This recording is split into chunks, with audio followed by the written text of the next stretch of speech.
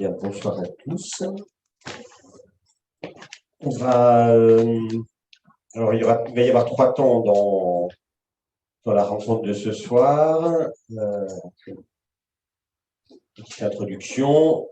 Après, on fera l'histoire du missel, de manière générale, ce qui nous fera faire un tout petit peu d'histoire de la liturgie, puisque tel est l'intitulé de l'exposé, le missel romain, un livre pour la liturgie. On ira regarder les numéros 5, 6 et 7 de Sacro Sanctum Concilium, dont on vous a donné l'intégralité du texte là il y a quelques instants. Donc ça servira ça pour la deuxième partie.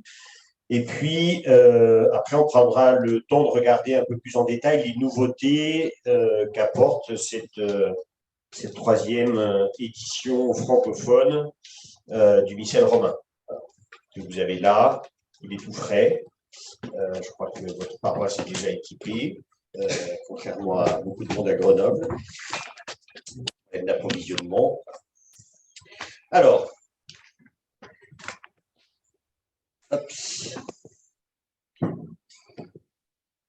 je vais commencer, je vais introduire en faisant rapidement l'histoire du missel actuel, depuis 1970.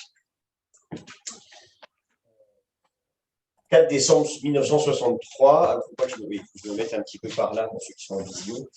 Le 4 décembre 1963, à l'issue de la première session du Concile, le pape Paul VI promulgue la constitution Sacro Sanctum Concilium, donc sur la liturgie.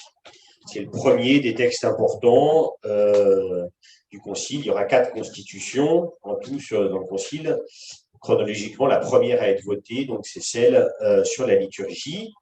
Il n'y a que 2 textes qui sont votés ce jour-là, d'ailleurs qui sont adoptés ce jour-là, celui sur la liturgie et puis un décret moins important sur les moyens de la communication sociale.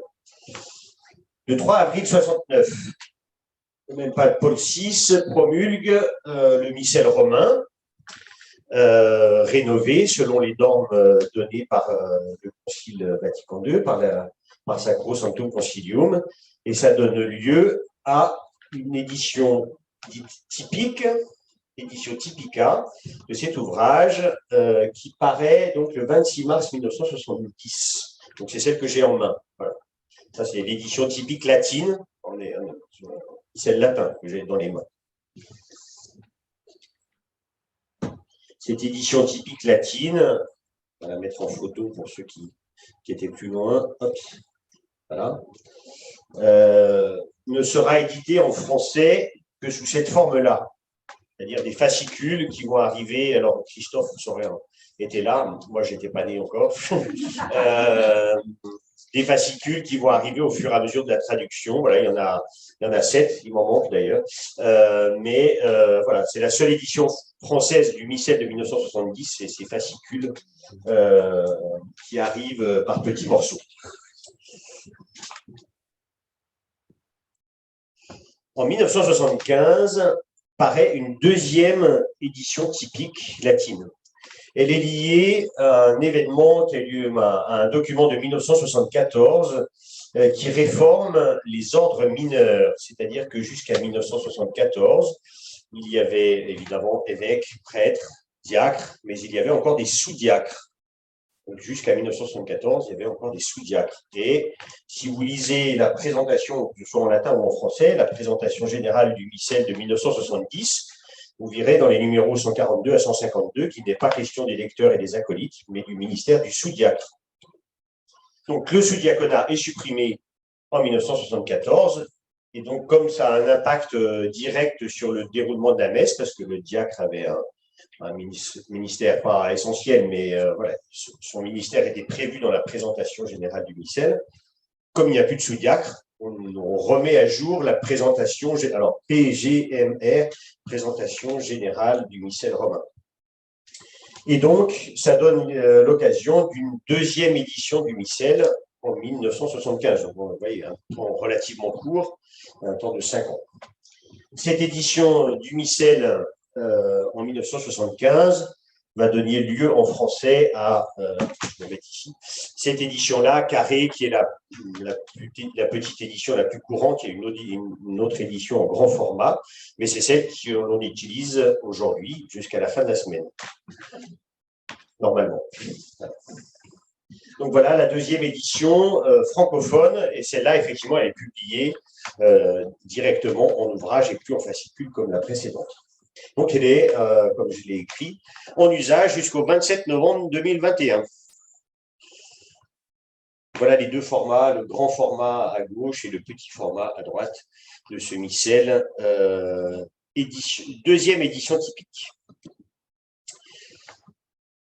À l'occasion des 30 ans de ce missel, le pape Jean-Paul II, en 2000, promulgue une troisième édition typique du missel romain. Donc, la promulgation a lieu en 2000, mais le livre lui-même, qui est très lourd, le livre lui-même ne paraît qu'en 2002.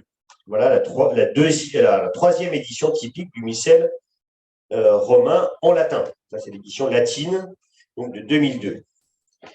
Je reviendrai tout à l'heure plus en détail sur les modifications qui sont nommées sur la diapositive. Une nouvelle mise à jour de la présentation générale du missel romain, surtout une mise à jour du calendrier. Voilà, vous imaginez, en 30 ans, il y a eu pas mal de nouveaux saints rajoutés au calendrier. Un ajout de prière sur le peuple, on y reviendra tout à l'heure pour chaque jour du carême, quelques nouveaux formulaires de messe, quelques nouvelles préfaces, et puis l'insertion dans le missel des prières eucharistiques pour la réconciliation et pour les circonstances particulières qu'on trouverait jusqu'à présent dans ce fascicule adjoint au missel. Voilà les nouveautés de la troisième édition. Pour l'instant, je vous parle de l'édition latine du missel.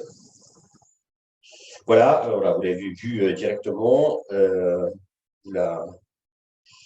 Et puis, alors, il y a eu une édition en 2002, il y a eu une édition amendée en 2008, avec quelques corrections par rapport à l'édition précédente, des corrections des petits compléments, mais plus des corrections et une nouvelle mise à jour du calendrier. C'est cette dernière version latine, donc Editio Typica Tertia Emendata, troisième édition typique amendée de 2008, dont nous venons de recevoir la traduction francophone voilà, et qui rentre en œuvre normalement, pour ceux qui l'auront déjà, c'est-à-dire pas tout le monde, le premier dimanche de l'Avent, donc dimanche prochain.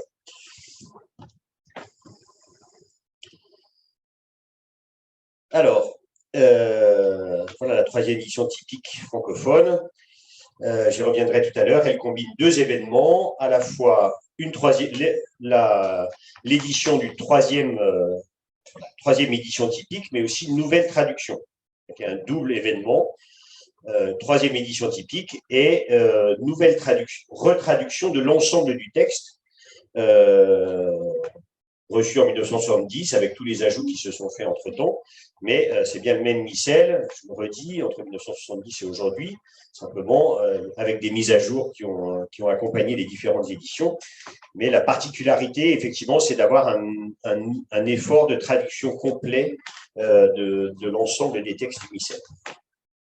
Voilà pour l'histoire rapide, en introduction, l'histoire de ce missel qui est l'occasion de la rencontre de ce soir. Mais on va prendre le temps, du coup, de revenir en arrière, cette fois, aux origines de la liturgie et qui est accompagnée aussi par l'histoire donc de ces livres liturgiques. C'est une histoire à grands pas, hein, et voilà, elle est assez succincte, mais ça balise quand même quelques étapes importantes.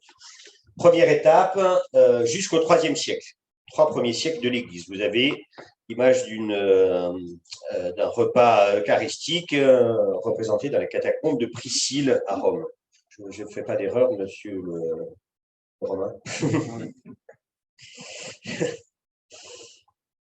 Donc, tout d'abord, on va commencer par le début de cette période dans le Nouveau Testament des indications succinctes, mais des indications quand même sur la pratique de la prière au temps des apôtres. Tous d'un même cœur, on est juste après l'Ascension, étaient assidus à la prière avec des femmes, avec Marie, la mère de Jésus, et avec ses frères, au début du livre des Actes des Apôtres.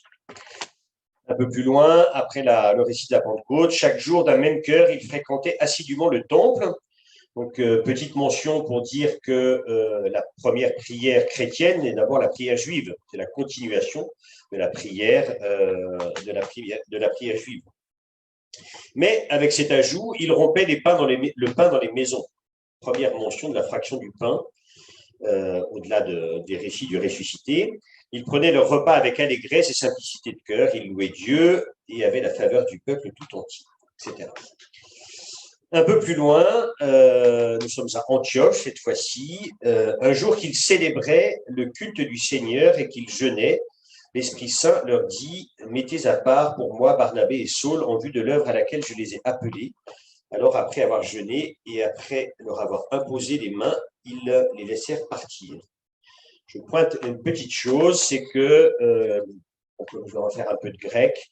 Il célébrait, c'est leiturgonton, donc c'est un des rares usages de la racine qui a donné liturgie dans le Nouveau Testament, un des rares usages, quasiment le seul usage dans le Nouveau Testament, où cette racine est, on peut la mettre directement en lien avec le culte chrétien. On a les mêmes racines, on la trouve aussi, voilà, cette racine de liturgie, on la trouve à propos de la quête qui est faite dans les églises grecques pour les églises de Jérusalem. Des questions de liturgie aussi. Et de service du temple, pour Zacharie, le père de Jean-Baptiste, il assure son service au temple, qualifié aussi de liturgie. Donc voilà, le Nouveau Testament est assez succinct. Je n'ai pas fait une analyse précise et approfondie, mais les mentions des célébrations sont assez restreintes. Nous faisons un saut d'une centaine d'années à peu près pour arriver à Saint Justin, au milieu du IIe siècle, qui, dans un texte qu'il adresse à l'empereur pour défendre le culte chrétien, je rappelle que dans cette période, 1er au 3e siècle, le culte chrétien n'est pas autorisé dans l'Empire romain. Il est persécuté de manière sporadique. On en sait quelque chose à Vienne. Voilà. Donc voilà ce qu'écrit Saint Justin à l'empereur. Le jour appelé jour du soleil, tous, qu'ils habitent la ville ou la campagne, ont leur réunion dans un même lieu et on lit les mémoires des apôtres et les écrits des prophètes aussi longtemps qu'il est possible. Liturgie de la parole. Quand le lecteur a fini, celui qui préside fait un discours pour nous avertir, homélie, et pour nous exhorter à mettre en pratique ces beaux enseignements. Ensuite, nous nous levons et nous faisons tous ensemble des prières universelles. Puis, lorsque nous avons fini de prier, ainsi que je l'ai déjà dit, on apporte le pain et le vin avec de l'eau. Préparation des dons. Celui qui préside fait monter au ciel des prières et des actions de grâce autant qu'il en est capable, prière eucharistique, et le peuple acclame en disant « Amen ». Puis on distribue, on partage les dons, on partage à chacun les dons sur lesquels a été prononcée l'action de grâce, communion. Ces dons sont envoyés aux absents par le ministère des diacres, communion aux malades. Vous voyez, alors, je vais mettre de côté la communion aux malades en dehors de la messe, mais liturgie de la parole, homélie, prière universelle, préparation des dons, prière eucharistique, communion. On a quasiment toute notre messe. On est seulement un siècle après le martyre de Pierre et Paul. Voilà, on voit qu'une structuration de la liturgie, alors qu'on est dans un contexte où elle ne peut pas encore se déployer de manière importante, puisqu'on célèbre dans les maisons, on n'a pas d'église pour célébrer. Je passe, parce que comme il faut qu'on ne soit pas trop long, j'accélère un petit peu. Juste rapidement, aussi un autre témoignage, la tradition apostolique. C'est un texte attribué autrefois à Hippolyte, au pape Hippolyte, qui n'est pas de lui, mais voilà. Juste en parallèle, là, vous avez sur la droite, pardon, la préface de la prière eucharistique 2, telle que nous la connaissons aujourd'hui, et vous avez son enracinement dans la tradition apostolique, puisque dans ce texte de la tradition apostolique, on a déjà une prière eucharistique qui a donné lieu en 1969 donc à la prière eucharistique 2 de nos missels, la plus brève de nos 4 prières eucharistiques. Je passe rapidement. Du 4e au 8e siècle, alors avec une mosaïque de l'église Saint-Vital à Ravenne, une mosaïque du 6e siècle. Donc, ça représente le sacrifice d'Abel d'un côté et de Melchisédek de l'autre, mais voilà, ça représente un autel tel que le mosaïste devait en avoir sous les yeux au moment où il a fait son œuvre. Alors, tout d'abord, quelques indications contextuelles sur cette période. À partir de l'édit de Milan, en 313, le culte chrétien est autorisé. Les chrétiens vont pouvoir organiser la liturgie et les déployer dans des lieux spécialement construits à cet usage. Il y a 15 jours, nous avons célébré la fête de la le 9 novembre, la fête de la dédicace de Saint Jean du Latran, dédicace qui a eu lieu en 320, puisque l'empereur Constantin non seulement autorise le culte chrétien, mais en fait une promotion assez importante en faisant construire des basiliques, donc une cathédrale pour le pape à Saint-Jean du Latran, une basilique sur la tombe de l'apôtre Pierre sur la colline du Vatican, une basilique sur la tombe de l'apôtre Paul au sud de Rome, une basilique de la Résurrection à Jérusalem. Voilà, on commence à avoir des édifices spécifiques et puis des grands édifices pour le coup, pour le déploiement de la liturgie qui va pouvoir maintenant s'exprimer de manière libre. C'est une période aussi où va se déployer, la liturgie va se déployer dans la diversité culturelle des grands foyers chrétiens de l'époque. Jérusalem et Antioche de Syrie, qui donnera à travers l'histoire tous les rites qui découlent du rite syriaque. Alexandrie, donc nord de l'Égypte, qui donnera famille des rites coptes. Constantinople, qui va donner naissance aux rites orientaux. Alors j'ai mis orientaux / orthodoxes parce qu'il y a aussi des catholiques orientaux donc, qui suivent ce rite oriental. Et puis, autour de Rome, bien sûr, la naissance du rite latin. Voilà, dans cette période, et de manière assez diversifiée, donc des grandes familles liturgiques prennent naissance. C'est aussi un essor théologique, un temps d'essor théologique, une période intense où se fixent des grandes décisions, particulièrement sur la divinité et l'humanité du Christ. Donc, je vous ai mis les sept premiers conciles œcuméniques. Vous connaissez au moins de noms comme ça, Nicée et Constantinople, parce que ça a donné lieu à un symbole de foi que nous utilisons encore dans la liturgie. Puis Éphèse, Chalcédoine, Constantinople II, Constantinople III et Nicée II.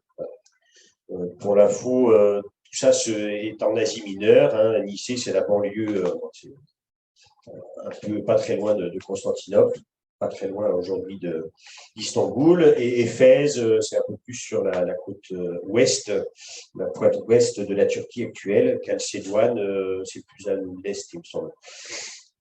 Voilà, mais ça reste dans le secteur. Donc, des grandes décisions théologiques.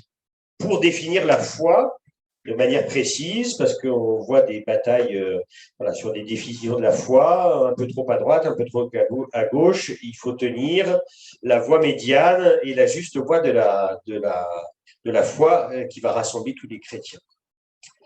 Alors, jusqu'à présent, je n'ai pas insisté tout à l'heure, avec Saint Justin, vous avez vu, on est dans l'improvisation de la prière eucharistique, de ce qu'on peut appeler la prière eucharistique. On est dans une louange spontanée, sous la présidence de quelqu'un qui est chargé de cela.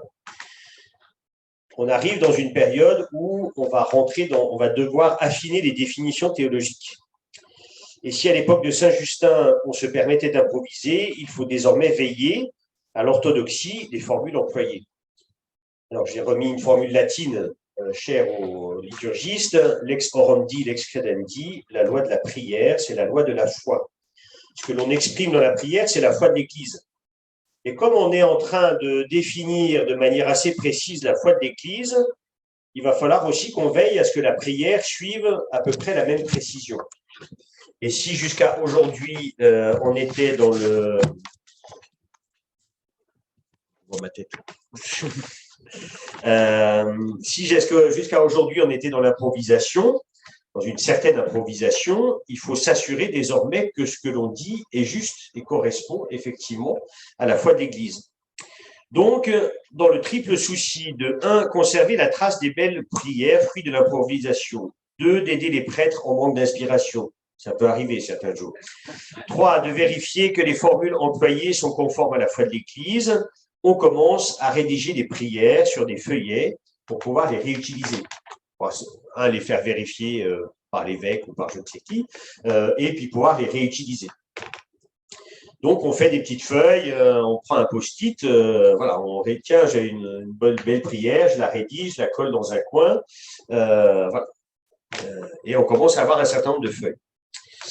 On dit que les paroles s'envolent et que les écrits restent, mais une feuille, ça reste une feuille. Et au premier courant d'air, ça vide la sacristie. Avec le temps, il devient donc nécessaire de rassembler tous ces libelli missés, des petits feuillets de messe, dans un même ouvrage. Il s'agit de ne pas perdre, on commence à accumuler un petit peu, et tout ça va donner, avec le temps, on avance dans la période, va donner naissance à ce qu'on appelle des sacramentaires. Alors, vous n'avez pas une photo de sacramentaire du VIe siècle, mais dans cette collection Sources chrétiennes éditée à Lyon, il est question de 18 messes du sacramentaire léonien, celui qu'on identifie comme étant le plus ancien. On l'a attribué au pape Saint Léon, même s'il n'y est pas, même si lui n'y est pour rien. Mais voilà, toujours est-il qu'on a encore aujourd'hui donc des traces de ce sacramentaire. D'autres sacramentaires vont suivre, toujours mis sous le patronage de l'un ou l'autre pape, donc le sacramentaire grégorien, puis le sacramentaire gélasien. Pour en faciliter l'usage, ces livres, ces sacramentaires, avec le temps, ne se contentent pas d'être des recueils, juste des recueils de limélie mis les uns derrière les autres. On commence à les organiser parce que c'est quand même plus pratique d'avoir toutes les prières du temps de l'Avent au même endroit, toutes les prières du temps pascal au même endroit, toutes les prières des saints dans l'ordre chronologique de leur arrivée dans l'année liturgique. Donc ainsi, on va composer différentes parties du missel qu'on retrouve encore aujourd'hui. Le temps choral, on retrouve le temps de l'Avent de Noël, de Carême de Pâques, puis ce qui ne s'appelle pas à l'époque le temps ordinaire, mais voilà, vous voyez, c'est l'organisation selon le temps de l'année liturgique. Et puis le sanctoral, ça, les dates fixes tout au long de l'année, les fêtes anniversaires de tel ou tel saint, on les range chronologiquement aussi les unes derrière les autres dans le missel. Et puis enfin, tous ces formulaires de messe, les libelli missés, voilà, s'ils n'ont pas d'attribut. Et puis les prières eucharistiques, qu'on a commencé aussi à rédiger avec une certaine diversité aussi. À côté du missel, il existe d'autres livres, en particulier deux, le lectionnaire, qui organise un peu comme le missel les lectures que l'on va faire au cours de l'année. Au départ, on a une Bible et on cherche dans la Bible le passage qu'on va lire ou on fait une lecture suivie d'un livre au fur et à mesure. Mais il faut tourner les pages, etc. Il faut manipuler des manuscrits. Là, on commence à définir qu'à telle date, on lira tel passage de la Bible et ainsi de suite. Et donc, on organise, puisque des fois, on saute certains passages dans la Bible, donc on va organiser un lectionnaire qui rassemble le choix qu'on a fait des lectures pour la liturgie. Et puis, les antiphonaires qui rassemblent les antiennes et des chants qui accompagnent l'action liturgique. Alors, je souligne l'ancienneté des deux photos que vous voyez. Les photos ne sont pas anciennes, mais ce qui est photographie sont un lectionnaire mérovingien du 7e siècle. Bon, ça ne nous rajeunit pas tout ça. Et puis, en bas, un antiphonaire. Alors, vous ne voyez pas très bien la photo, j'aurais dû faire en plus grand, mais il y a des petites annotations dans le texte qui indiquent la modulation du chant. Ce n'est pas encore la notation grégorienne telle qu'on la connaît qu'on l'a connue plus tard, mais il y a déjà des indications pour le chant de ces parties. Donc ça, c'est moderne, c'est le 9e siècle. Alors, on continue à avancer. du 8e au 16e siècle, avec une belle enluminure d'un missel carthusien, donc des Chartreux. C'était un petit peu local quand même. Voilà. Du 8e au 16e siècle, qu'est-ce qui se passe? Alors, surtout autour du 8e, 9e siècle. Il va du 9e, 10e siècle. Tout d'abord, de Rome en pays franc. Les rois carolingiens, Pépin le Bref, puis Charlemagne vont s'appuyer sur la force morale de l'Église pour affermir l'unité du royaume, l'unité même de l'Empire pour ce qui concerne Charlemagne. Et donc, ils veulent s'appuyer sur des sacramentaires venus de Rome pour tenter d'unifier un peu la liturgie. Voilà, sur la taille de l'Empire, il y a des diversités entre l'Espagne, les pays francs, les pays germaniques, voilà, les pays latins. Voilà, il y a une certaine diversité. Et d'une certaine manière, Charlemagne veut s'appuyer sur la liturgie pour être un facteur d'unité dans l'ensemble de l'Empire. Et donc, Charlemagne en particulier, Pépin le Bref a fait un premier essai, mais ça a moins bien marché. Charlemagne reprend la question et il demande au pape Adrien de lui envoyer les livres liturgiques de la curie romaine. Simplement, quand les livres de la liturgie arrivent en pays franc, on se rend compte que Aix-la-Chapelle n'est pas Rome et que l'évêque d'Aix-la-Chapelle n'est pas le pape. Et que donc, il y a des choses particulières propre à Rome ou propre au pape, on ne peut pas réemployer tel quel. Et donc, on va commencer par faire des adaptations. Et puis, les habitudes, on l'a dans le dur. Nous, on a toujours fait comme ça. Hein. À Rome, ils ne le font pas, mais nous, on va quand même continuer à le faire. Ça, c'est voilà, très rapidement, dans ce manuscrit du pape Adrien, on va annoter, modifier ce qu'on ne peut pas faire parce qu'on n'est pas à Rome, et puis on va rajouter nos petites habitudes parce qu'il y a telle ou telle chose qui nous plaise bien, et quand bien même ça ne se fait pas à Rome, on va quand même le faire.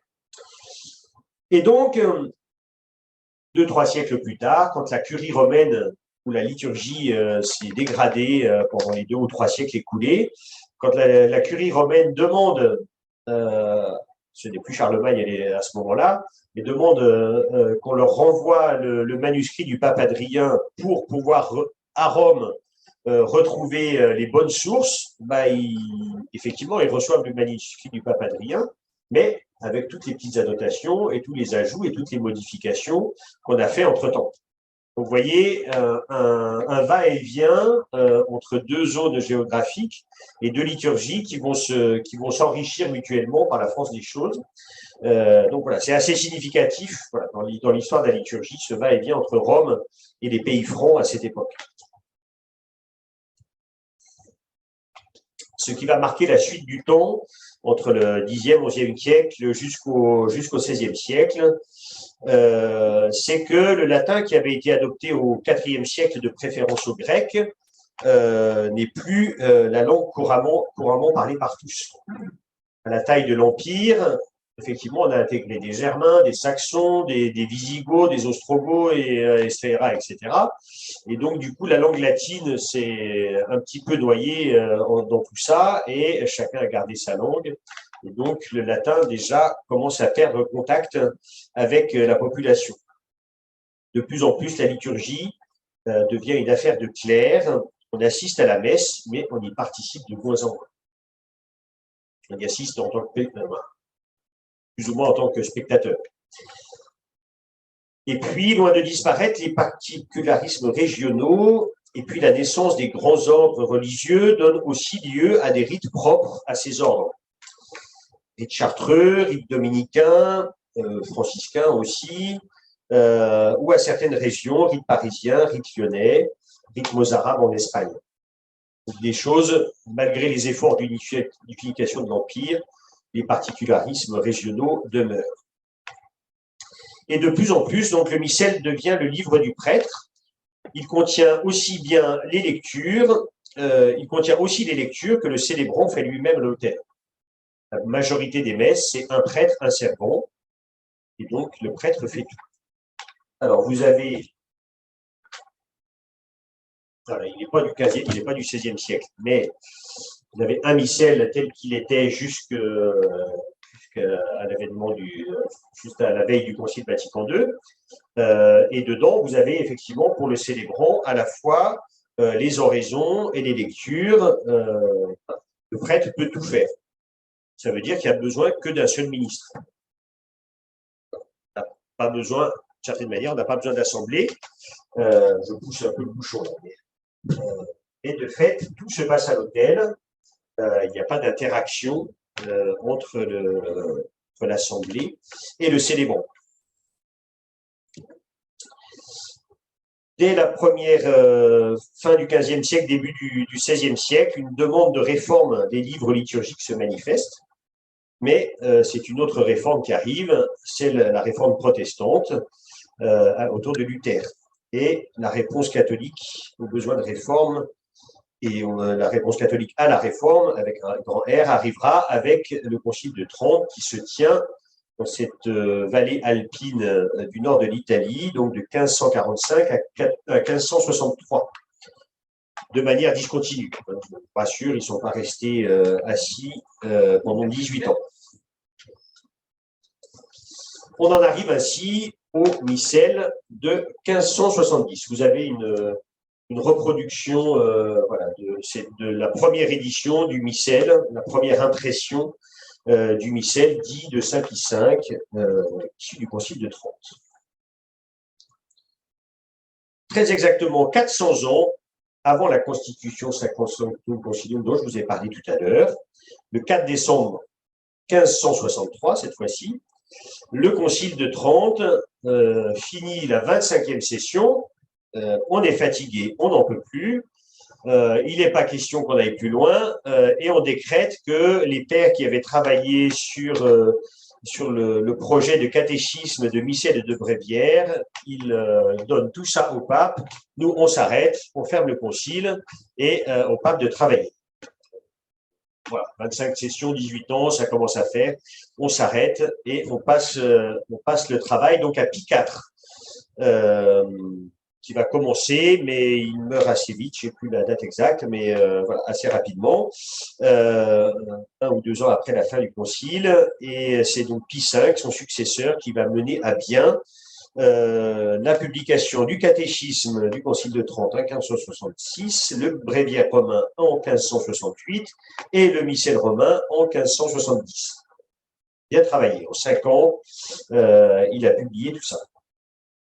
Donc, ce missel de Trente, vous aviez la photo donc, de la première page, va connaître plusieurs aménagements. Alors, on mentionnait deux papes en particulier, Clément VIII en 1604 et Urbain VIII en 1634. La dernière modification de missel du Concile de Trente, c'est cette édition-là, donc qui date de 1962 et menée à bien par le pape Jean XXIII. Il ne modifie pas beaucoup l'intérieur du missel, mais il modifie les rubriques qui précèdent l'ordonnancement de la messe, qui sont au début, qui correspondent à la présentation générale du missel romain actuellement. Les deux textes ne sont pas équivalents, mais voilà. 1962, dernière édition du missel, presque dernière édition du missel du Concile de Trente.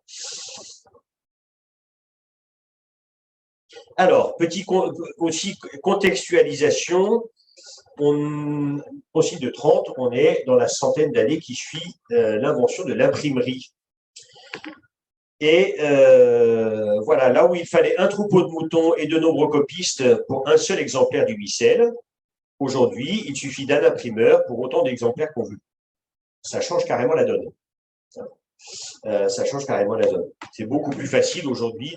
Et donc, si on peut les multiplier, on peut plus facilement les distribuer partout en Europe pour que, c'est la volonté du Concile, on puisse créer une certaine unité.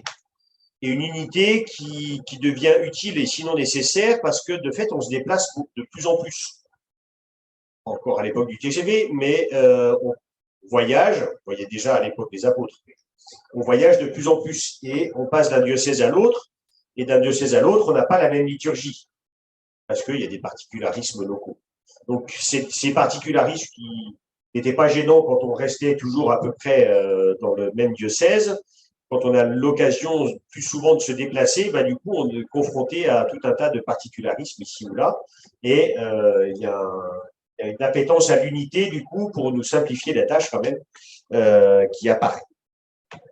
Mais cette unification voulue par le Concile de Trente, je n'ai pas recherché exactement les dates, mais après la promulgation du texte du missel par Pie V, normalement les diocèses en deçà des Alpes, côté italien, avaient 6 mois pour adopter le missel du Concile de Trente. Au-delà des Alpes, c'était 1 an. Puis après, au fur et à mesure qu'on s'éloignait, il y avait des délais ainsi voilà, qui étaient donnés pour l'adoption de ce missel.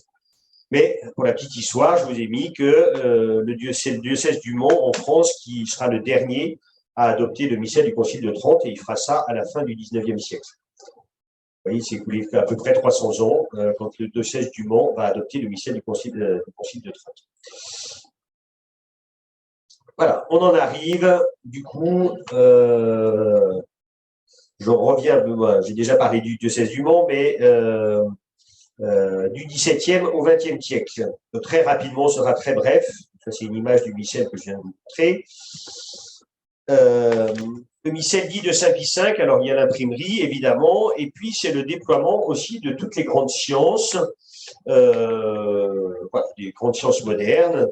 Et du coup, du XVIIe au XXe siècle, les recherches et découvertes historiques, patrologiques, archéologiques, sociologiques, ethnologiques, etc., vont conduire, concernant la liturgie, à la naissance, en 1909, à Malines, Bruxelles, la naissance de ce qu'on appelle le mouvement liturgique, à l'initiative de Don Lambert Bauduin, dont vous avez la photo, moine bénédictin au Mont César, à côté de Louvain, toujours en Belgique. Il y a eu déjà, tout au long de la période, je passe rapidement, mais des recherches dans ce domaine. Une autre figure au XIXe siècle en France, c'est Don Guéranger, prêtre du diocèse du Mans, justement, prêtre diocésain, mais qui a refondé l'abbaye bénédictine de Solesmes, qui fonctionne encore aujourd'hui, qui reste d'ailleurs un haut lieu pour la liturgie. Donc voilà, il y a eu tout un travail qui amène, en 1909, à la création du mouvement liturgique. D'autres figures marquantes au XXe siècle, la première, c'est Saint Pie X, qui déjà dans un texte de 1903 sur la musique sacrée écrit la participation que la source première et indispensable pour la dignité de la liturgie, c'est la participation au mystère sacro-saint et à la prière publique et solennelle de l'Église. Participation active qui va être un leitmotiv du Concile Vatican II, et le premier emploi de cette expression se fait 60 ans avant le Concile, sous la plume donc du pape Saint Pie X. Outre la musique sacrée, il va en 1910 inviter à la communion fréquente, on peut venir rarement à cette époque-là, et surtout à la communion précoce, c'est-à-dire qu'on passe l'âge de la communion d'environ 12 ans à 7 ans. Et puis, il va réformer également le bréviaire en 1911. Autre étape un peu plus tard, Pie XII, qui lui aussi parle de participation dans un texte sur la liturgie. Il est donc nécessaire que tous les chrétiens considèrent comme un devoir principal et un honneur suprême de participer au sacrifice eucharistique, et cela non d'une manière passive et négligente et en pensant à autre chose, mais avec une attention et une ferveur qui les unissent étroitement au souverain prêtre. Parce que jusque-là, du temps de Pie XII, on a déjà progressé un petit peu, mais on est beaucoup dans l'assistance à la messe, et on a des prières qui nous font pieusement prier pendant que le célébrant fait ses affaires de son côté. On prie pieusement, certes, mais en faisant autre chose, en disant des prières qui ne sont pas les prières du prêtre. Sauf que quand même, avec le missel pour les fidèles qui vont être publiés, les plus célèbres étant le missel Don Lefebvre ou le missel d'Hautecombe. Le missel d'Hautecombe va connaître 72 éditions entre le début du XXe siècle et le Concile, en gros. C'est des missels qui, cette fois, donnent aux fidèles les prières, les lectures, avec une version en latin et en français. On n'entend pas forcément parce que c'est toujours dit à voix basse par le célébrant, mais au moins on a les mêmes prières, on a sous les yeux les mêmes prières que le célébrant. Outre ce texte médiator Dei de Pie XII, il y a surtout la réforme de la Vigile pascale en 1951. Jusqu'en 1951, la Vigile pascale se célèbre le matin, le samedi matin. Ce n'est pas une raison de Covid et de couvre-feu le soir, on célèbre le samedi matin. Voilà. Et puis, dans la foulée, un peu plus tard, la réforme des autres offices de la Semaine Sainte. Nous en arrivons au bon pape Saint Jean XXIII, qui convoque le concile le 25 décembre 1961. C'est l'annonce, en tout cas, officielle de la convocation officielle du concile, ouvert le 11 octobre 62. Entre ces deux événements, comme il est marqué, il crée des nouvelles rubriques pour le missel, et donc ça donne lieu au missel que je vous montrais tout à l'heure, le missel de 1962. C'est de celui-là dont il est question pour ceux qui célèbrent la forme dite extraordinaire. Et puis, voilà, donc l'ouverture du concile le 11 octobre 1962. 11 octobre étant devenu, pour cette raison-là, donc la date de la fête du pape Jean XXIII. Et donc on en arrive, comme j'ai souligné tout à l'heure, 400 ans pile après la décision du concile de Trente de donner le travail sur le missel au pape Pie V, et bien juste 400 ans plus tard, le concile signe le texte, le pape Paul VI promulgue le texte sur la liturgie qui va accompagner donc toute la réforme liturgique du missel, de tous les sacramentaux, toute la liturgie de manière générale. Et c'est donc là-dedans on va se jeter maintenant. Mais je vous invite à avoir sous les yeux, il va être affiché essentiellement, l'essentiel va être affiché à l'écran. Mais si vous voulez avoir sous les yeux les numéros 5, 6, 7 du concile. Alors, tout d'abord, le plan général de ce texte conciliaire. Un préambule, un premier numéro. Le chapitre premier des principes généraux pour la restauration et le progrès en liturgie, c'est dans ces numéros qu'on va revenir, dans les premiers numéros qu'on va revenir. Après, un chapitre sur l'Eucharistie, un chapitre sur les autres sacrements et les sacramentaux, un chapitre sur l'office divin, donc le bréviaire, un chapitre sur l'année liturgique, un chapitre sur la musique sacrée, un chapitre sur l'art sacré et le matériel du culte. Et puis un petit appendice où, entre autres, il est dit que le concile n'est pas opposé à l'idée qu'on puisse éventuellement avoir une date de Pâques fixe. Ce qui ne sera pas retenu finalement, mais en tout cas, ça a été envisagé. Positivement envisagé. Le premier chapitre, donc un peu plus de détails dans le premier chapitre, la nature de la liturgie et son importance dans la vie de l'Église, la recherche de la formation et de la participation active, on revoit que c'est un sujet important, la restauration de la liturgie, décrit pas mal de choses, en tout cas donne des lignes de la restauration de la liturgie, et puis 2 chapitres sur le développement de la vie liturgique dans le diocèse et la paroisse et le développement de la pastorale liturgique. Et on zoome encore sur le chapitre 1, voilà, pour arriver à ce chapitre sur la nature de la liturgie et son importance, mais nous allons surtout regarder les 3 premiers numéros de ce chapitre. Alors, c'est des textes conciliaires, c'est dense, il y a beaucoup de choses. On va essayer de les décortiquer à la fois, voilà, j'ai essayé de vous aider à lire des choses importantes dans ces passages. Alors, moi, j'ai ciblé certains passages. Donc là, on est dans le deuxième paragraphe du numéro 5. Voilà. Vous avez le début, alors Dieu qui veut que tous les hommes soient sauvés et parviennent à la connaissance de la vérité. Ça, c'est le début du premier paragraphe. Puis, pour être un peu plus succinct, je vais sauter au deuxième. Cette œuvre de la rédemption des hommes et de la parfaite glorification de Dieu.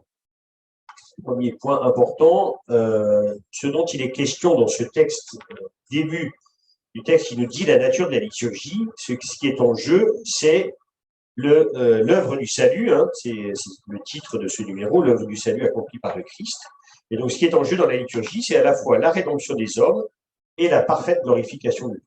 Retenez ces deux tenants parce qu'ils vont revenir quasiment dans les 3 numéros qu'on va regarder. Donc, cette œuvre, le Christ l'a accomplie, cette œuvre du salut, le Christ Seigneur l'a accomplie principalement par le mystère pascal de sa bienheureuse passion, de sa résurrection, du séjour des morts et de sa glorieuse ascension. Mystère par lequel, en mourant, il a détruit notre mort et en ressuscitant, il a restauré la vie. Le mystère pascal du Christ, c'est aussi quelque chose qui va être développé par la théologie dans les temps qui précèdent le concile, pour repréciser que c'est tout le mystère pascal, c'est-à-dire pas juste la mort du Christ qui est salvatrice, mais c'est tout le mystère pascal. Ça passe bien sûr par la mort et la résurrection, mais jusqu'à l'ascension, jusqu'à la glorification, évidemment, c'est ce qui précède, parce que si le Christ n'est pas né, il ne peut pas être mort. Voilà. Donc, pour dire que c'est tout le mystère du salut, hein, de la vie du Christ, qui est ce mystère pascal qui est quand même principalement ce passage de la mort à la vie que nous fait vivre le Christ. Vous relirez ça, tout ça tranquillement à tête reposée. Hein. Alors, le numéro 6. Cette œuvre du salut, accomplie par le Christ, elle est poursuivie, elle est continuée par l'Église et elle se réalise dans la liturgie. Par de l'œuvre du salut, le Concile nous dit, voilà, cette œuvre du salut, elle s'accomplit dans la liturgie. Elle est réalisée dans la liturgie. La liturgie, ça nous dit bien, on n'est pas juste dans l'habillage extérieur et l'esthétique d'une célébration, on est là pour la proclamation du mystère de la foi et pour la mise en œuvre du salut. Donc c'est pourquoi, donc ça c'est le début du numéro 6, la première partie du numéro 6, c'est pourquoi de même que le Christ a été envoyé par le Père, ainsi lui-même envoya ses apôtres remplis de l'Esprit Saint. Non seulement pour que, proclamant l'évangile à toute créature, non seulement pour que, proclamant l'évangile à toute créature, ils annoncent que le Fils de Dieu, par sa mort et sa résurrection, nous a délivrés du pouvoir de Satan ainsi que de la mort et nous a transférés dans le royaume du Père. Par résumé, non seulement pour qu'ils annoncent que le Christ nous a sauvés, annonce, mais aussi, non seulement pour qu'ils annoncent, mais aussi pour qu'ils exercent cette œuvre de salut qu'ils annonçaient par le sacrifice et les sacrements autour duquel gravite toute la vie liturgique. Donc, 2 éléments, ils annoncent, ils réalisent. Dans la liturgie, ce n'est pas juste une proclamation du mystère du Christ, c'est du mystère du salut, c'est l'accomplissement de l'œuvre du salut. C'est ça qui est en jeu. Donc après, ça remarche. Alors du coup, ça m'amène à vous citer dans la nouvelle traduction la très belle oraison de la prière sur les offrandes, 2e dimanche du temps ordinaire, ou bien qui est également celle du jeudi saint. Accorde-nous, Seigneur, nous t'en prions, de participer dignement à ces mystères, car chaque fois qu'est célébré ce sacrifice en mémorial, c'est l'œuvre de notre rédemption qui s'accomplit. Vous avez, alors, cette oraison est plus ancienne que le Concile, mais le Concile a bien redit ce que contient ces oraisons, et on voit bien que dans la prière, dans la formulation de la prière, on dit quelque chose d'essentiel, qui est proclamé théologiquement aussi par le Concile. C'est pas juste une célébration esthétique, c'est l'accomplissement du mystère du salut. C'est notre salut qui se joue lorsque nous participons à l'Eucharistie. Je passe sur la suite, je saute la suite du numéro 6 pour arriver au numéro le plus important, le numéro 7. Il est un peu long, mais on va quand même le parcourir en entier. Pour l'accomplissement d'une si grande œuvre, donc l'œuvre du salut. Le Christ est toujours là auprès de son Église, surtout dans les actions liturgiques. Premièrement, il est là présent dans le sacrifice de la messe et dans la personne du ministre. Dans la personne du ministre, le même s'offrant maintenant par le ministère des prêtres, qui s'offrit alors lui-même sur la croix et au plus haut degré sous les espèces eucharistiques. Le Christ est présent dans le ministre lui-même, qui est ordonné justement pour être lieu tenant du Christ pour l'accomplissement de l'Eucharistie, et dans les espèces eucharistiques. C'est le mode de présence, peut-être, la présence dans les espèces eucharistiques qui nous est le plus familier. Spontanément, quand on parle de présence réelle, c'est la présence eucharistique mais il est présent par sa puissance dans les sacrements, au point que lorsque quelqu'un baptise, c'est le Christ lui-même qui baptise.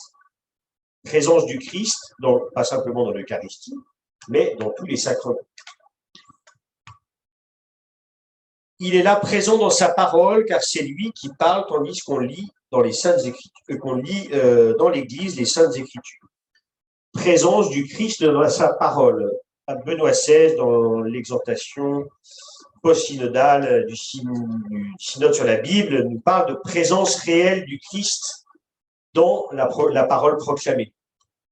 On oublie un peu trop que le Christ est réellement présent, pas sous le même mode que la présence réelle des espèces eucharistiques, mais le Christ est réellement présent dans la parole proclamée. Ainsi, la liturgie de la parole n'est pas une préparation plus ou moins inutile de la liturgie eucharistique.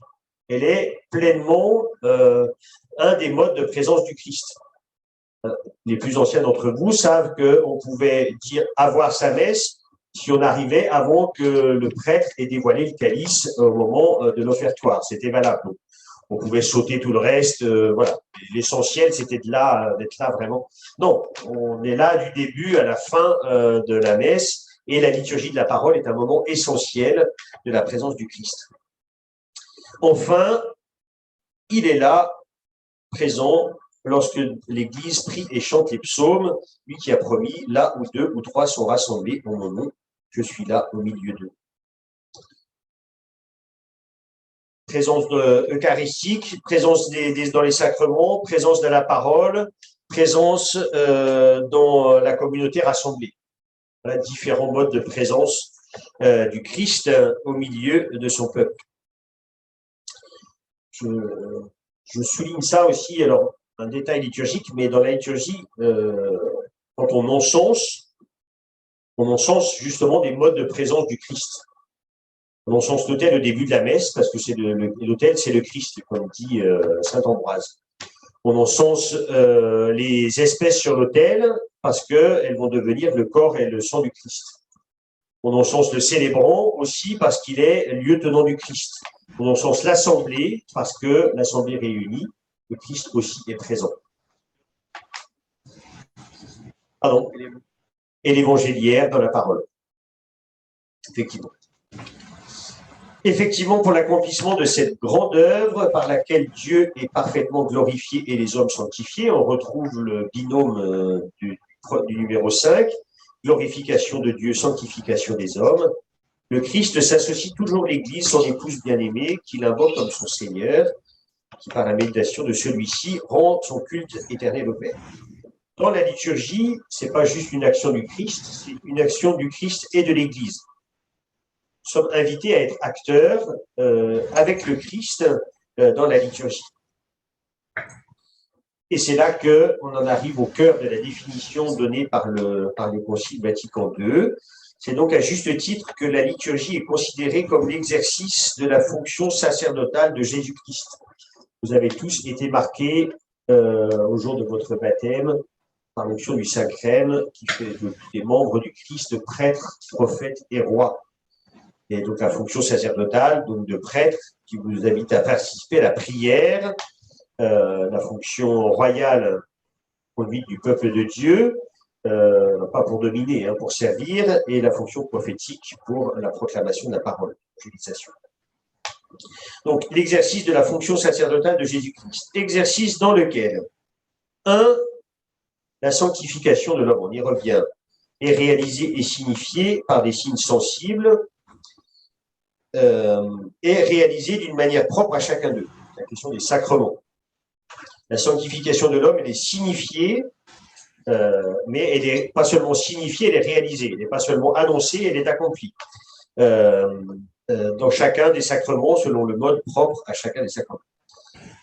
Et dans lequel le culte intégral, sanctification des hommes d'un côté, glorification de Dieu de l'autre côté, le culte public intégral est exercé par le corps mystique de Jésus-Christ, c'est-à-dire et par le chef et par ses membres, par le Christ lui-même et par l'Assemblée réunie.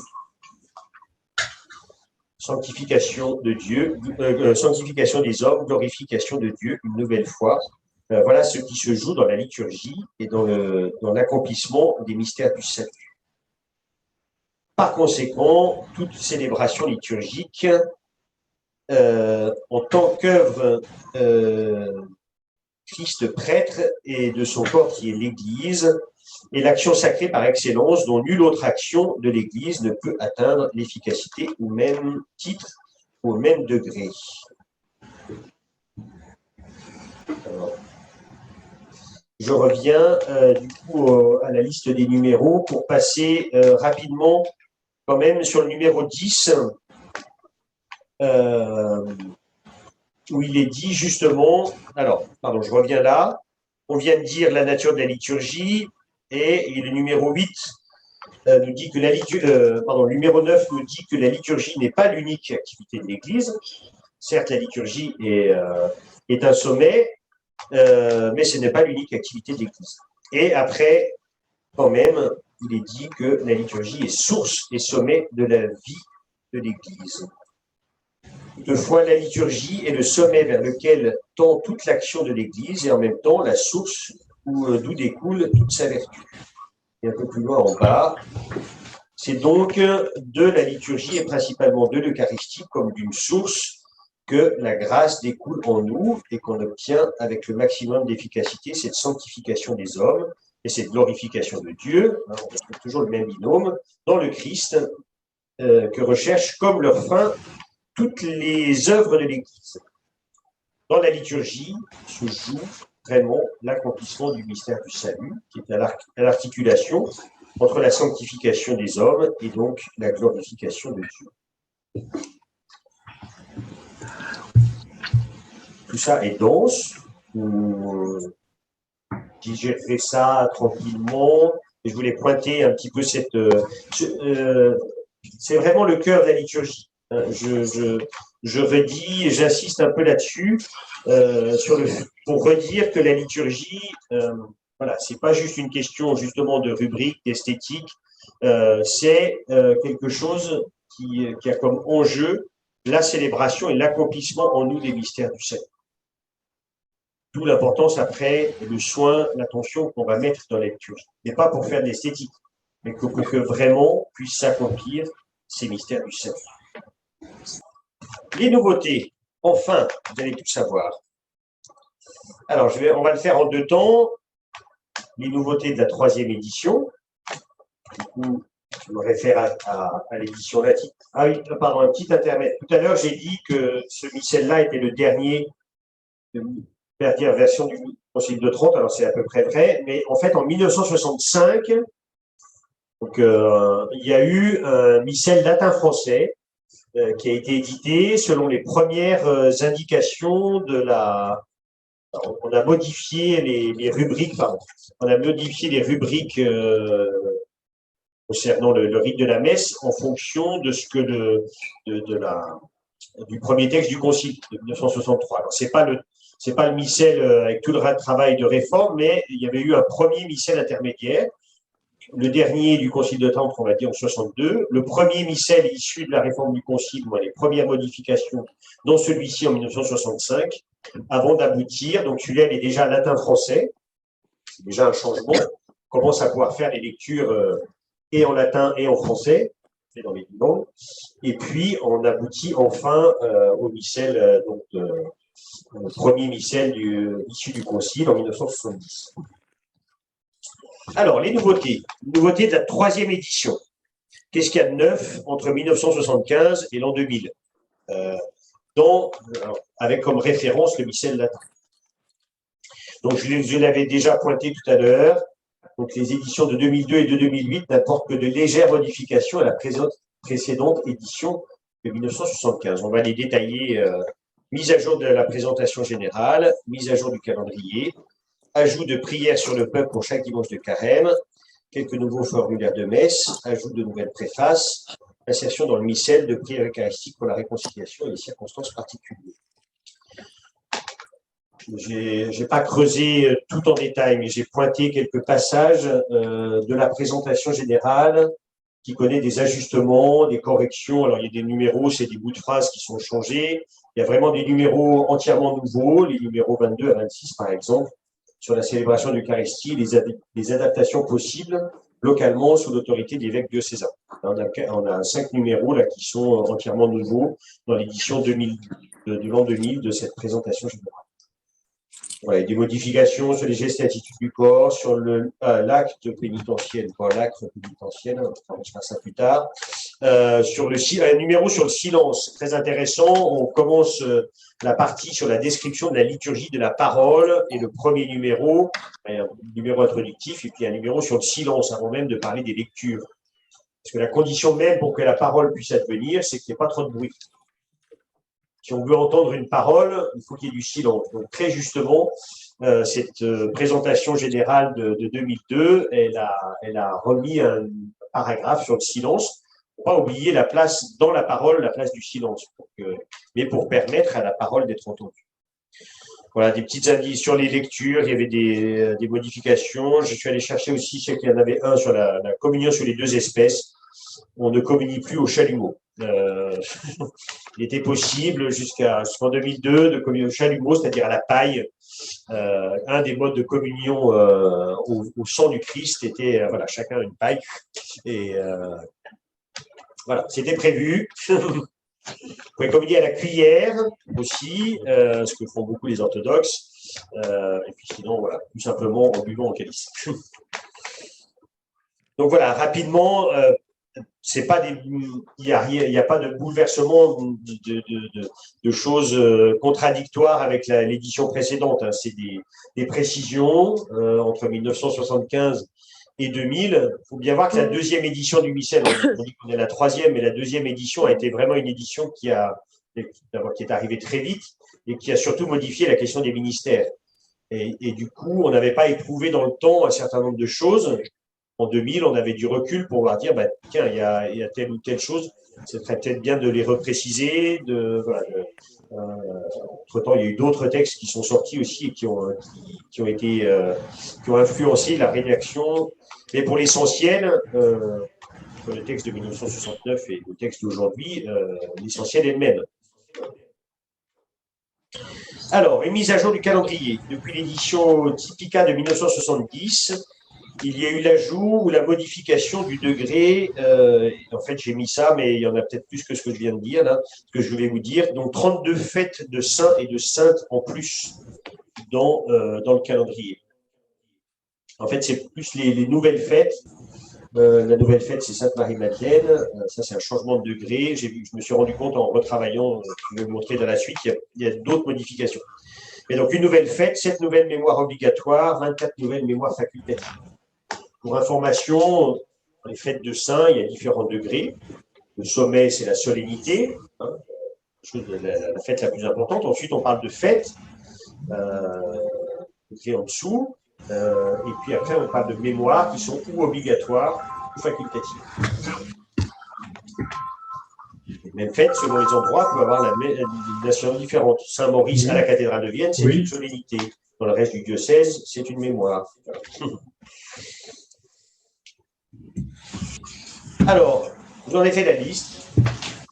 Le Salon de Jésus, Sainte Joséphine Tabitha, Saint Cyril et Méthode, qui pour l'Europe est passé de mémoire à fête. Saint Grégoire de Narek, ça date de janvier 2021. C'est le pape François qui a rajouté.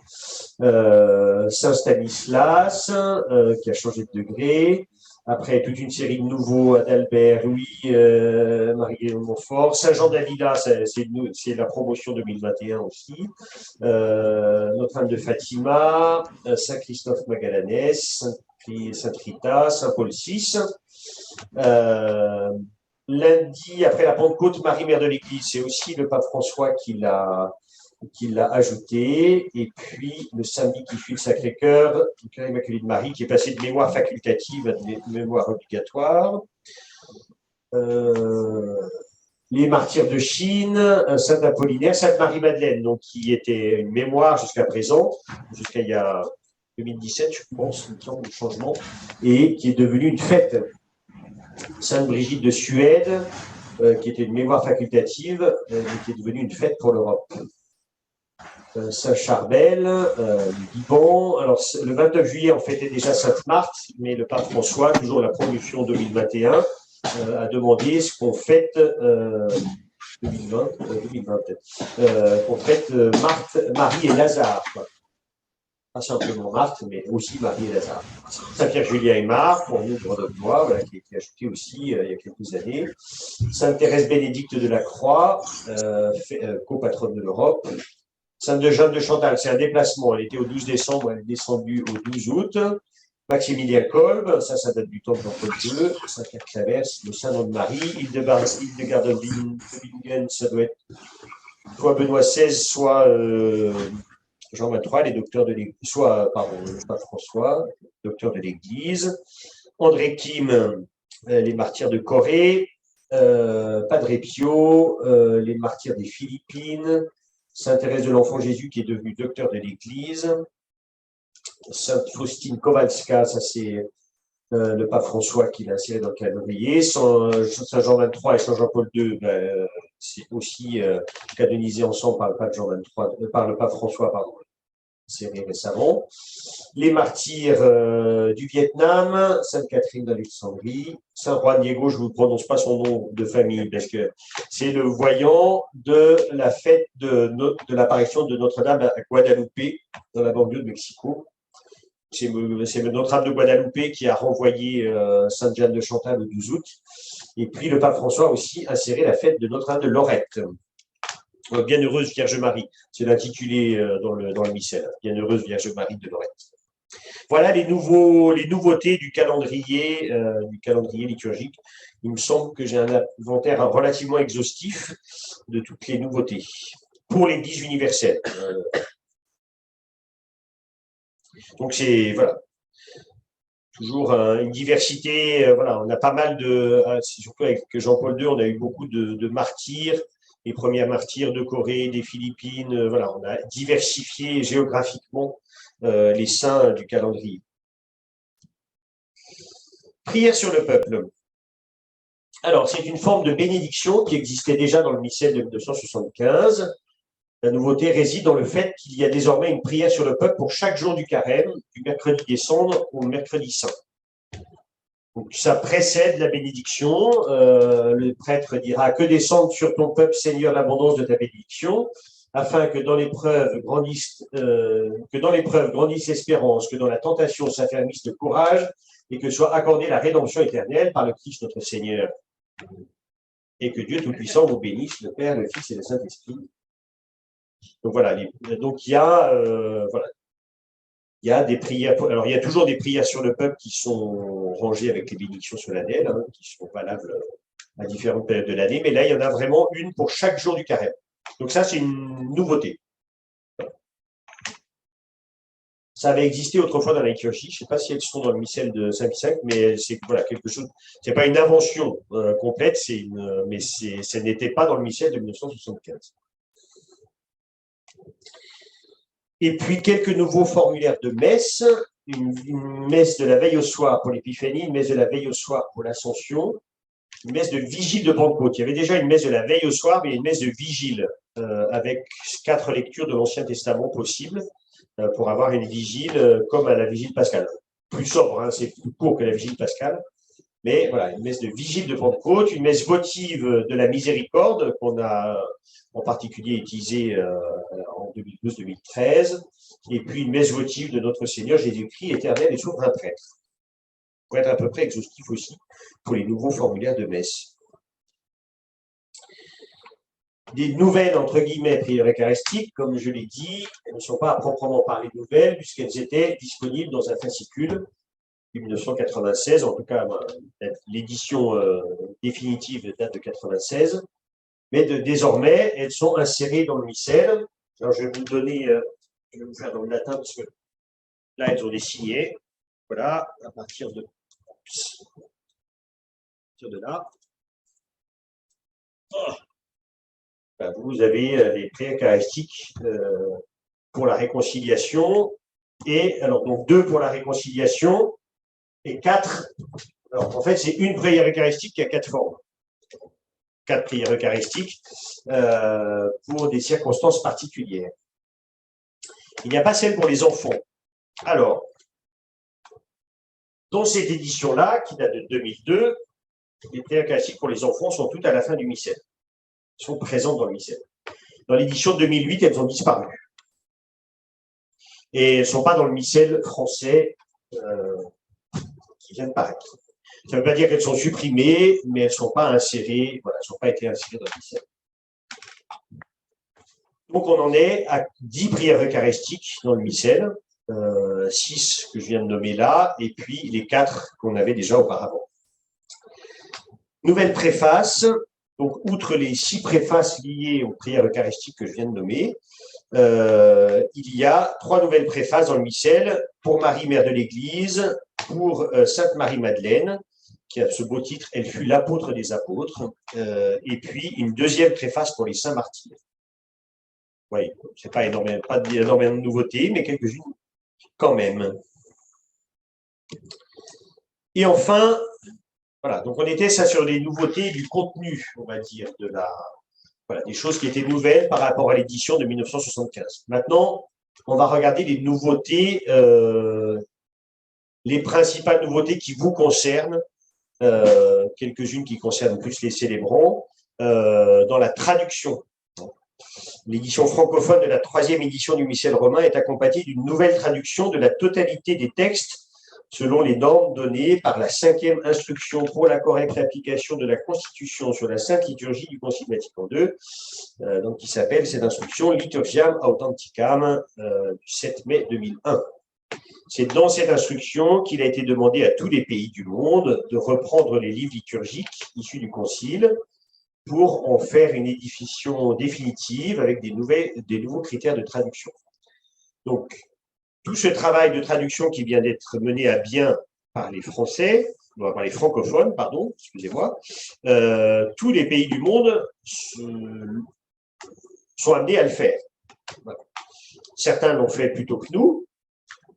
Les anglophones ont fait ça assez vite. Les Polonais, j'ai demandé au père Marius, il m'a dit oui, assez vite aussi. 10 ans, ça fait une dizaine d'années qu'ils ont la 3e édition. Les Italiens l'ont depuis l'année dernière. Les Allemands ont arrêté. Les Espagnols, je crois, je ne suis pas sûr qu'ils soient arrivés encore au bout du travail. Donc voilà, certes, on a mis 19 ans. On regarde l'édition de 2002, mais on n'est pas les derniers.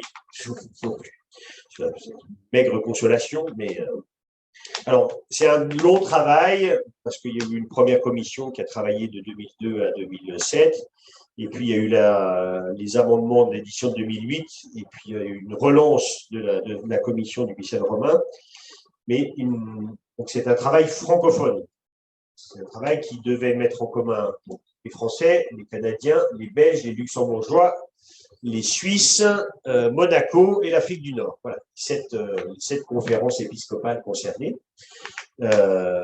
Monaco est à part de la conférence des évêques de France. Oui, voilà. Monaco et Monaco. Donc, voilà, c'est un travail aussi qui nécessitait de mettre d'accord ces 7 conférences épiscopales, sachant que chaque conférence épiscopale vote quand un bout du travail est fait. Et si tout le monde n'est pas d'accord, eh ben on refait le travail et on recommence à faire voter les 7 conférences épiscopales. Donc voilà, il y a eu 3 votes en tout, mais voilà, et puis il y a eu beaucoup de va-et-vient entre Rome et la commission du missel romain pour arriver des batailles aussi, voilà. Et puis, ultimement, il y a eu un texte du pape François, Magnum Principium, en 2019, en 2018, pardon, qui a redonné un peu plus de latitude aux évêques par rapport à l'approbation de ce texte. Donc, les évêques en ont profité pour reprendre encore sur une année, reprendre une dernière fois le travail. Sans vote cette fois-ci. Voilà. Mais en fait, on a travaillé de 2008 à 2019 dans ce travail-là. On n'a pas travaillé 19 ans, en fait, on a plutôt travaillé un peu plus de 10 ans. Et donc, pour nous, les Français, l'approbation s'est faite fin 2019. Il fallait attendre que les autres conférences aient fini le travail, donc c'est allé déjà jusqu'à avril 2020. Et vous savez tout ce qui s'est passé entre mars 2020 et aujourd'hui, donc ça n'a pas simplifié, évidemment, la publication définitive de cet ouvrage. Mais on y est enfin arrivé. Alors, les principales modifications. Je confesse à Dieu. Là, c'est pas bouleversifiant. Donc, vous avez la version à gauche, la version actuelle, et puis à droite, la nouvelle version. Le seul ajout, c'est que maintenant, on dira « Je reconnais devant vous, frères et sœurs », et puis à la fin, les anges et tous les saints, et vous aussi, frères et sœurs. Je passe sur la Bienheureuse Vierge Marie, voilà, plus annexe. Mais alors, les évêques ont joué un petit peu. Dans le latin, il n'y a pas frères et sœurs. Mais dans la prière eucharistique 1, au moment où il y a un moment, il est question des famolorum, famularumque, serviteurs et servantes, au moment du memento des vivants dans la prière eucharistique 1. Quelque chose qu'on n'avait pas traduit en français d'ailleurs. On avait traduit. Pardon. Voilà. Souviens-toi, Seigneur, de tes serviteurs et de tous ceux qui sont ici réunis, dont tu connais la foi et l'attachement. En latin, c'est souviens-toi, Seigneur, de tes serviteurs et de tes servantes. Donc, les évêques ont dit, puisque dans le latin, c'était déjà prévu qu'on mette serviteurs et servantes, pourquoi ne pas mettre frères et sœurs, et hommes et femmes à plusieurs endroits? C'est pas. On n'est pas rentré dans les travers dans les excès que la traduction anglophone, surtout américaine, certains voulaient qu'on mette notre père-mère pour éviter toute différenciation. Donc voilà, on n'est pas allé là, mais voilà, en s'appuyant sur le fait qu'effectivement, dans le canon romain, qui était la plus ancienne des prières eucharistiques du missel, il y ait cette mention de frères et sœurs pour l'élargir à d'autres parties du missel où ça c'est pas présent dans le texte latin, mais on a quand même dit en français. J'ai même pas allé vérifier. Je pense que oui, du coup, parce que j'ai pas vérifié, mais alors canon romain. Tu vois, oui, serviteurs et des servantes. Oui, oui, sinon ça n'aurait pas eu beaucoup de sens de justifier les autres modifications à partir de ça et pas de le faire à cet endroit-là. Donc voilà, je confesse à Dieu. Les modifications. Petite modification qui concerne à la fois le gloire à Dieu et l'agneau de Dieu, toi qui enlèves les péchés du monde, pas le péché du monde, puisque en latin c'était un pluriel, et donc on revient au pluriel. Je ne sais pas pourquoi on avait opté pour une traduction au singulier, mais voilà. En latin c'est un pluriel. Donc, agneau de Dieu qui enlève les péchés du monde, ou dans le gloire à Dieu, les deux invocations, pareil, les péchés au pluriel. Ah, un peu plus compliqué. Le symbole de Nicée. Aujourd'hui, nous disons, il est Dieu, né de Dieu, lumière, né de la lumière, vrai Dieu, né du vrai Dieu, engendré, non pas créé, de même nature que le Père, et par lui, tout a été fait. Le problème, c'est que en disant ça, on dit une bêtise. Alors, ça a été une bêtise assumée par les Français, mais le problème, c'est que théologiquement, c'est faux. Ben, ça dit quelque chose qui n'est pas juste. Donc, on en est revenu à la traduction plus littérale du terme latin, qui n'a pas changé dans le latin. On n'a pas changé le latin de référence. C'est vraiment la traduction qui change. On a toujours dit consubstantiel patrie en chantant le Credo 3, pour ceux qui le chantent. Donc aujourd'hui, il est Dieu né de Dieu, lumière né de la lumière, vrai Dieu né du vrai Dieu, engendré, non pas créé, consubstantiel au Père, et par lui tout a été fait. Alors, qu'est-ce qui cloche dans le domaine nature? Il faudrait rentrer dans des précisions théologiques, mais pour vous le faire simple, en disant de même nature, on dit qu'il y a trois dieux. On dit que le Père est Dieu, que le Fils est Dieu, que l'Esprit est Dieu, mais qui sont chacun Dieu de leur côté. Or, en bonne théologie chrétienne, il y a un seul Dieu. Et quand on a fait au Concile de Nicée, quand on a cherché à définir la foi chrétienne, pour dire qu'il y avait un seul Dieu, bien qu'il y ait trois personnes, il y a une substance divine, et donc ils sont consubstantiels, le Père, le Fils et le Saint-Esprit. Il n'y a pas trois substances divines. Il y a autant de nature humaine, que la nature humaine, elle est divisée entre chacun d'entre nous et encore tous la nature humaine. Du côté de Dieu, il y a une seule nature divine. Pour arriver à tenir dans le langage théologique et philosophique pour la définition de la foi, on a dit, ils ont tous la même substance. Il faut rentrer dans la pointe théologique de ces termes dans le vocabulaire d'époque, mais retenez ça. Retenez pas tout mais retenez qu'en disant de même nature, on dit, ce qui pose un problème à certains de nos frères chrétiens aussi, orthodoxes en particulier, c'est en disant de même nature, on dit qu'il y a trois dieux, et ça a pour conséquence le vocabulaire qu'on emploie de dire qu'on a trois dieux, alors que la foi de Nicée-Constantinople veut bien qu'il y a un seul Dieu pour trois personnes. Alors c'est vrai que c'est compliqué, mais je ne suis pas sûr qu'en faisant expliquer la formule de même nature, ou en faisant expliquer la formule consubstantielle, on n'aura pas forcément... Voilà. Je ne suis pas sûr que ça va bouleverser non plus la compréhension qu'on aura des choses. Mais il faudra l'expliquer, comme toujours. Le vocabulaire de l'Église, certes, est parfois compliqué, mais c'est pour dire des choses précises. Ce n'est pas pour faire plus compliqué, mais le problème, c'est que de toute façon, le sujet n'est pas simple. Un Dieu en trois personnes, c'est pas simple, mais c'est le cœur ça fait partie quand même du cœur de notre foi. Donc voilà le pourquoi du retour à la formule consubstantielle. Donc il faudra travailler aussi pour présenter. Alors, je suis pas trop inquiet vu le pourcentage d'utilisation du symbole de Nicée-Constantinople dans la profession de foi. Je ne sais pas quel est le pourcentage viennois, mais 10%, 5%, 1%. Ça dépend, mais voilà. Mais c'est pas le plus utilisé des symboles. Il y en a deux, ce qui est dommage. Normalement, il faudrait presque alterner, mais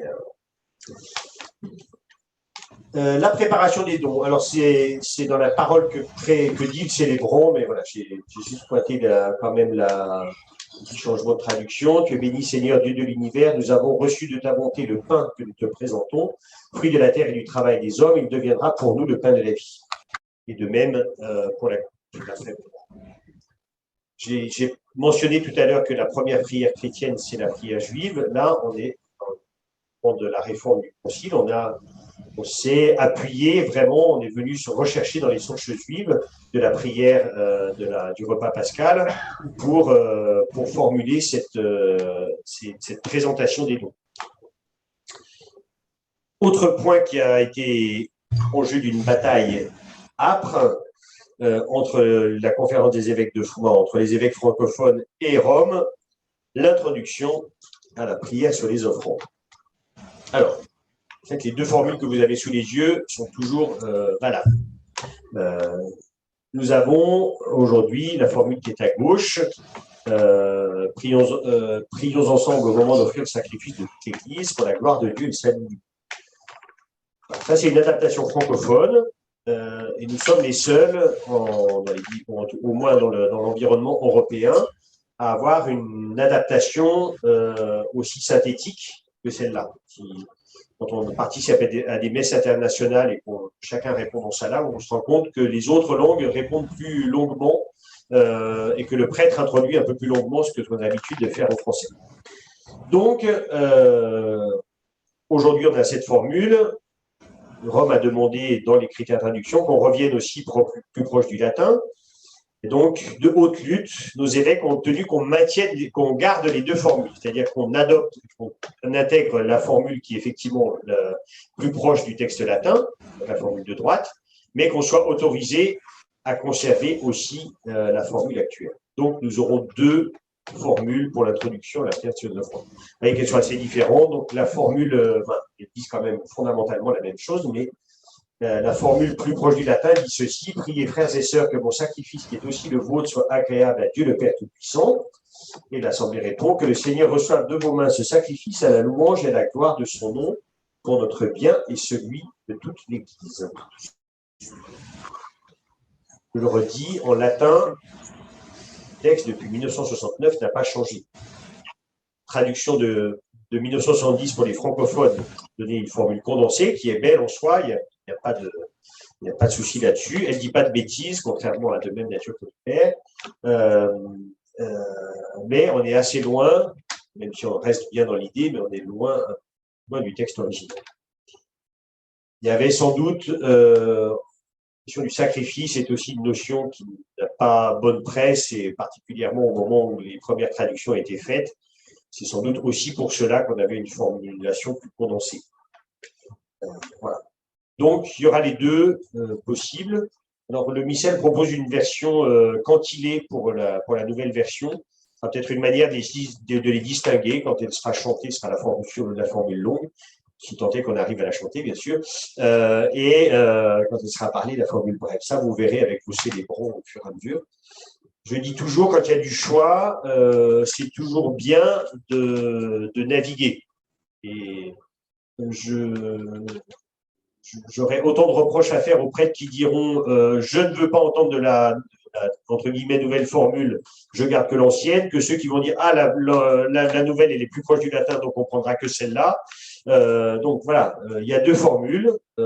C'est moins confortable parce qu'effectivement il faut naviguer d'une à l'autre, mais quand il y a du choix, il faut garder cette possibilité de choix et ne pas s'enfermer dans un choix définitif.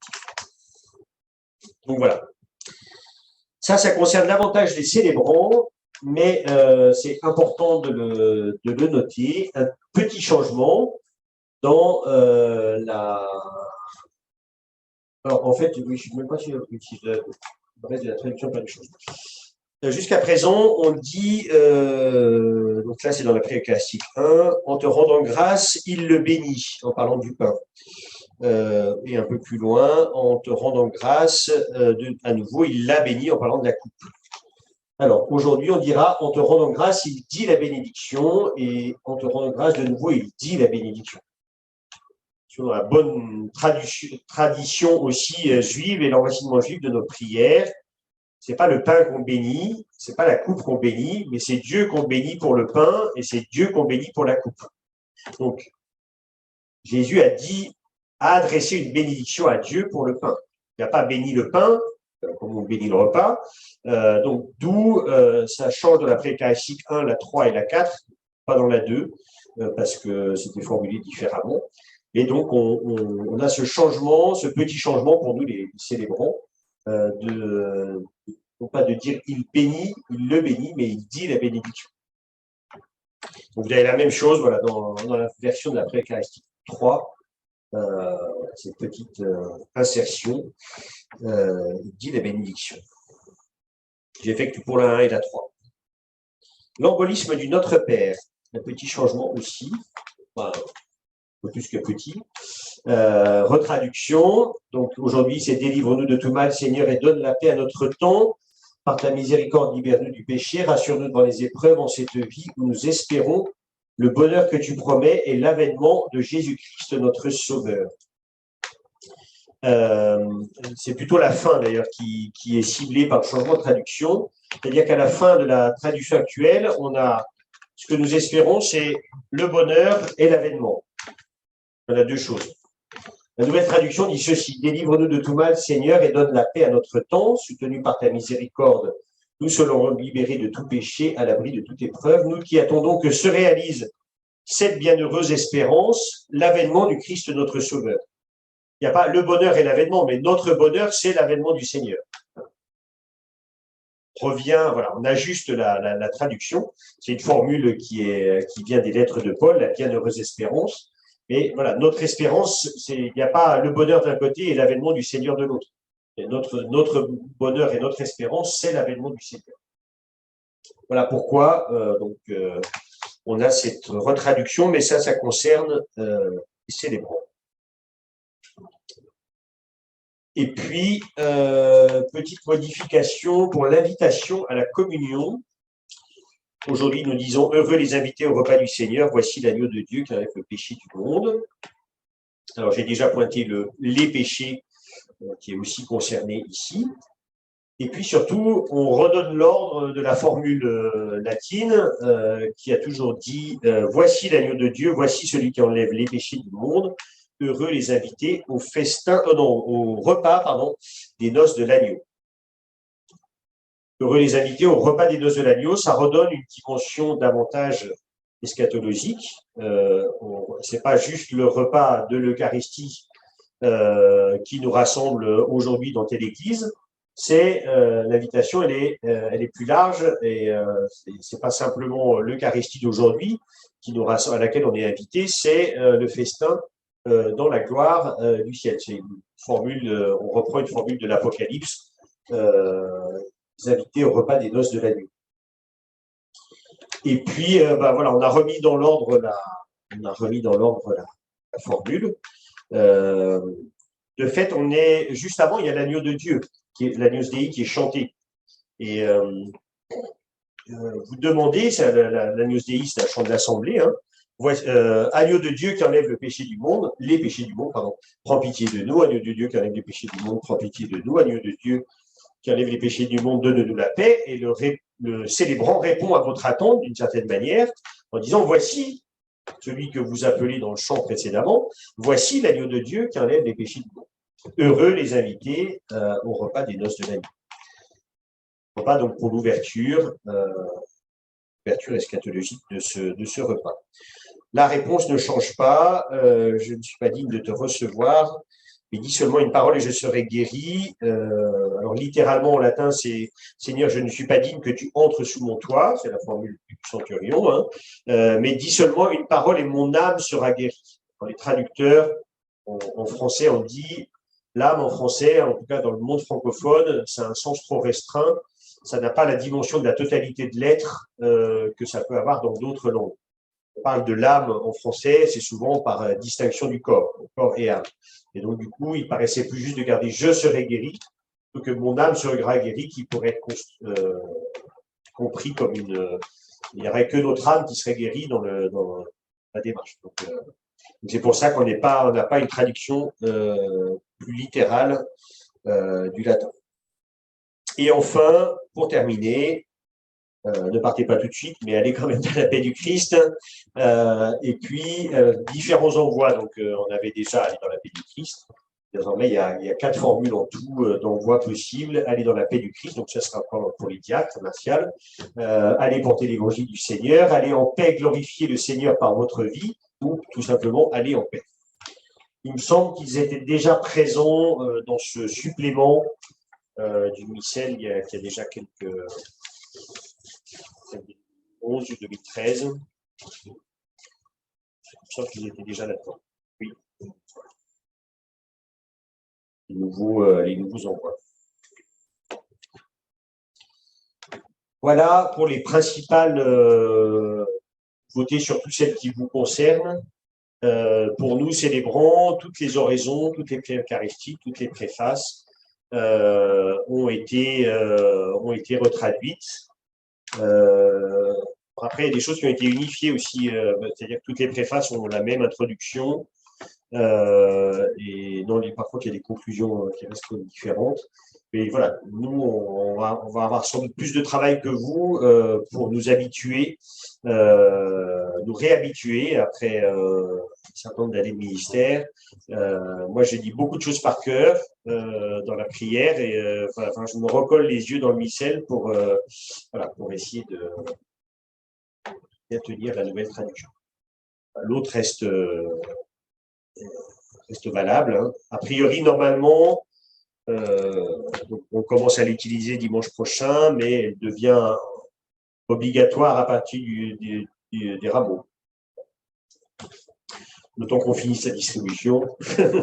J'espère qu'il ne faudra pas tout ce temps-là, mais voilà. Donc on a encore un petit peu de temps pour la mise en œuvre de ce nouveau missel. Alors, ne disons pas de nouveau missel, mais bien de nouvelle traduction du missel, parce que voilà, ça n'a pas changé de missel depuis 1969.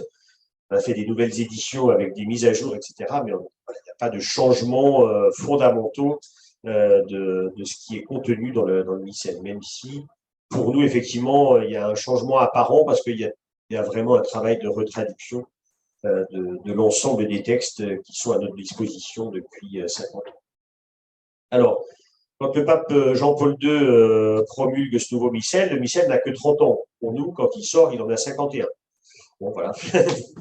Il a fallu du temps pour faire cette édition. Je crois que le missel de 30, il y a eu 6 éditions. Sur 500 ans, 400 ans, voilà, je ne sais pas si on ira jusque-là. Je pense que là, on est tranquille pour un certain temps, hormis les mises à jour de calendrier qui forcément continueront à… Mais on diminue, on avait, je crois qu'on avait… j'avais regardé, je sais pas si on avait au début 200… Il y avait plus de 200 jours libres de féries ordinaires et on est passé en dessous de 200 là maintenant, le nombre de jours où il n'y a pas de fête de Saint. Parce que ça, c'était une des demandes du Concile dans le calendrier pour redonner toute sa place au dimanche et au mystère du Christ, de supprimer un certain nombre de fêtes de saints, parce qu'il y en avait jusqu'à plusieurs par jour. On cumulait plusieurs oraisons pour honorer plusieurs saints. Donc voilà, donc pour redonner toute sa place, il avait allégé le calendrier. Mais entre les nouveaux saints et puis ceux qui ont dit oui, mais nous on aimait bien Sainte Rita par exemple, qui n'était plus dans le calendrier en 1969. Il y en a sans doute quelques-uns qui ont fait pression pour qu'elle revienne, et donc elle est revenue en 2002. Voilà. Je ne parle pas des nouveaux saints, c'est normal qu'il y ait des nouveaux, mais il y a certains anciens qu'on a remis, voilà, qui sont revenus aussi. Voilà, la force de l'habitude et parfois difficile. Sans parler en plus de, voilà, pour nous, des saints propres à la France. Il y en a quelques-uns, et je souligne en particulier que dans le calendrier désormais de l'Église de France, il y a Notre-Dame de la Salette, depuis 3-4 ans en fait. Notre-Dame de la Salette, une mémoire facultative pour l'ensemble des diocèses de France. Enfin, une mémoire obligatoire, mais enfin une mémoire facultative dans l'ensemble des diocèses de France.